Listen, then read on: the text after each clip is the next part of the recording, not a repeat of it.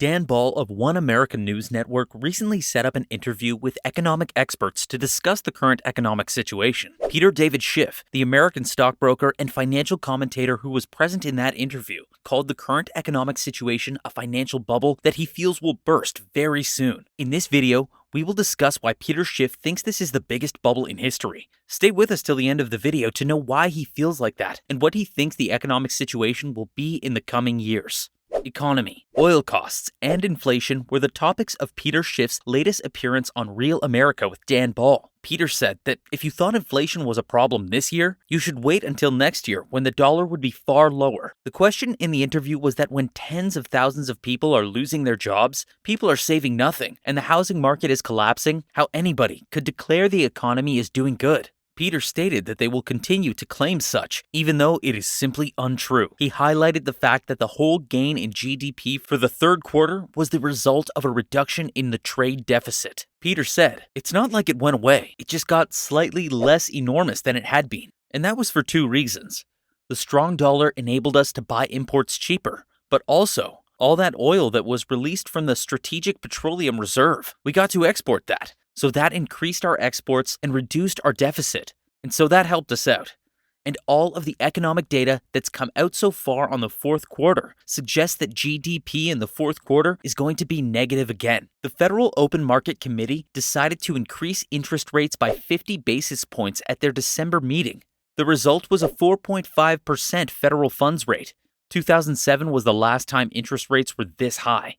For a society dependent on easy money, this is terrible news. It was remarkable how similar the FOMC statement was to the one issued in November. The wording outlining the worldwide economic consequences of the conflict between Russia and Ukraine saw only minor revisions from the committee. All previous statements on the expected course of monetary policy were maintained. In its statement, the committee said it anticipates that continued hikes in the target range will be appropriate to obtain a stance of monetary policy that is sufficiently restrictive to restore inflation to 2% over time. It also stated that cumulative tightening and the lags with which monetary policy influences activity and inflation will continue to be considered by the committee in future deliberations. Chairman of the Federal Reserve Board, Jeremy Powell, struck a hawkish tone as he did the following meeting in November. He highlighted that interest rates will rise and remain at high levels for a longer period of time than had been anticipated, saying, "We have more work to do." Powell has also shot down the idea that the Fed will lower interest rates next year. A restrictive interest rate environment, according to Powell, has been created by the Federal Reserve. However, it is not made clear how he came to this conclusion. CPI is still much above 7%, which means real interest rates are still negative. This indicates that the Federal Reserve will maintain its accommodative monetary policy. The Fed has tightened considerably, but its actions have lagged behind the rate of inflation. It has slowed the rate at which fuel is added to the inflationary fire, but it is still being added. When asked how painful inflation is, Powell said it would be worse if the central bank did nothing and inflation got out of hand. In response to Powell, Peter Schiff tweeted this. Powell said that the worst pain for Americans would result if the Fed failed to act and let inflation run out of control. Inflation is already out of control, and the time for the Fed to have acted to prevent it without triggering a severe financial crisis has long since passed.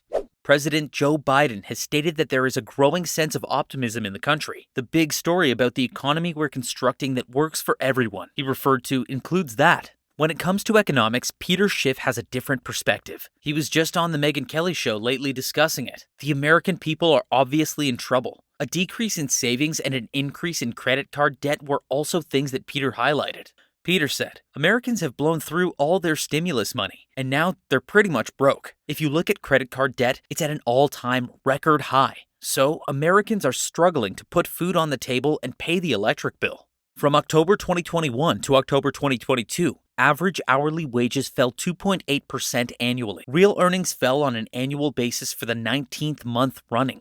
Peter claims the situation is far worse because the CPI is understating the magnitude of rising costs. Peter added, "I think the actual inflation rate is about to double what the government will admit to. And that means that the real decline in wages is much greater, which explains why so many people are now moonlighting. A record number of Americans have 2 and 3 jobs. In fact, you have more Americans than ever who are working 2 full-time jobs. Most people don't want multiple jobs. They would prefer to be able to support themselves and their family on one job. But unfortunately, in the Joe Biden economy, that's not possible. This is why the government's employment statistics are doubtful. The question is, why is the national unemployment rate so low? According to Peter, many people who aren't working aren't included in official unemployment statistics. We have over 100 million working-age Americans who are no longer in the labor market. I think if you objectively measured the unemployment rate and included all the people who are not working, but who would be working if they believed they could find a job, or who have settled for a part-time job when they'd prefer a full-time job, I'm sure the actual unemployment rate is in double digits. Peter has stated that he believes a recession has already begun in the United States. One explanation for this is the Federal Reserve's decision to raise interest rates. Price increases are now being felt as a direct result of such inflation.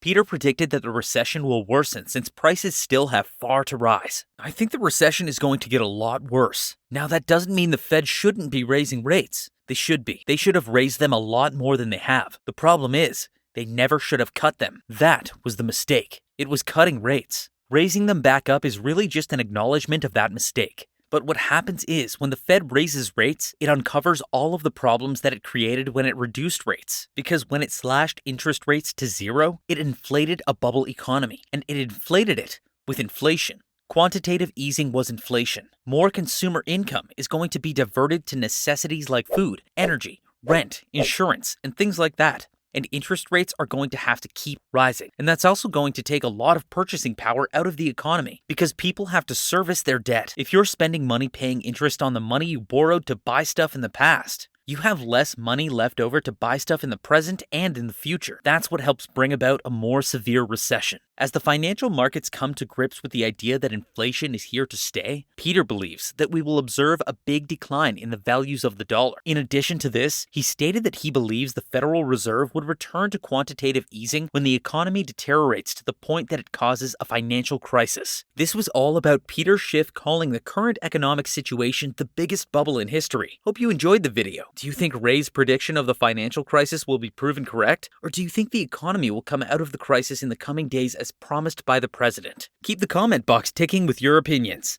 Thanks for watching. See you in the next one.